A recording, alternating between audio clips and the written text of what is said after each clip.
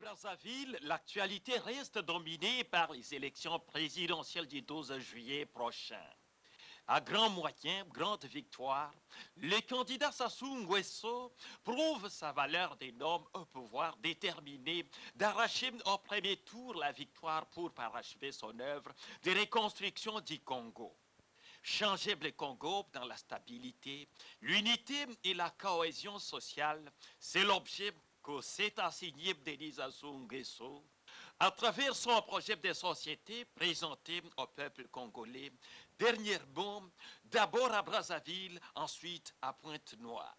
C'est à la faveur de la campagne électorale relative à l'élection du président de la République.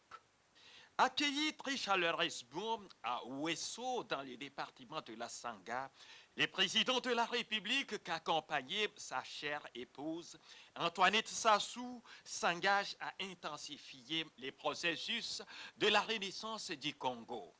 La poursuite de cette renaissance qui sous-tend le passage de l'espérance à la prospérité. Denis Sassou Nguesso, pour se faire entend réussir ses paris en canalisant son action sur deux axes, la modernisation et l'industrialisation. Les chemins d'avenir, ces projets de société, proposés aussi au peuple d'Owando, lesquels reposent sur des valeurs et principes partagés par l'ensemble des Congolais et synonymes d'un nouveau contrat social avec le peuple congolais. Il fait l'autopsie de la situation du Congo actuel avant de faire l'inventaire des préoccupations du peuple congolais dans toute sa diversité. À entendre Denis Sassou Nguesso, la modernisation continuera à se faire grâce à la construction des infrastructures et équipements de base, des grands travaux qui transforment en profondeur l'image du Congo. L'industrialisation, quant à elle, sous-entend l'urgence à organiser la production nationale des biens et services à grande échelle.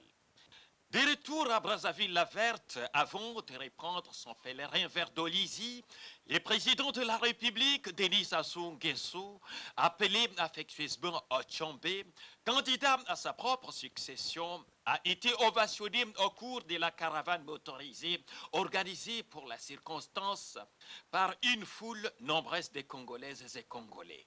Partie de l'aéroport de Maya-Maya, la caravane motorisée, qui a connu un franc succès, a eu comme point de chute sa résidence d'Empila en empruntant diverses artères de la capitale, dont les boulevards des Armées et l'avenue de la Paix. Dans l'ensemble, nous sentons que le peuple est largement mobilisé et veut participer à ce scrutin dans la paix. D'ailleurs, le peuple dans son ensemble salue la paix. J'ai senti que la majorité du peuple souhaite que le président Sassou Nguesso continue son œuvre pour consolider la paix et faire avancer le développement du pays. Les Congolais ont fait acte de candidature. Ils ont déposé leur dossier à la Cour constitutionnelle qui a statué. Aujourd'hui, il y a 13 candidats qui sont retenus. Donc, nous sommes en plein processus démocratique.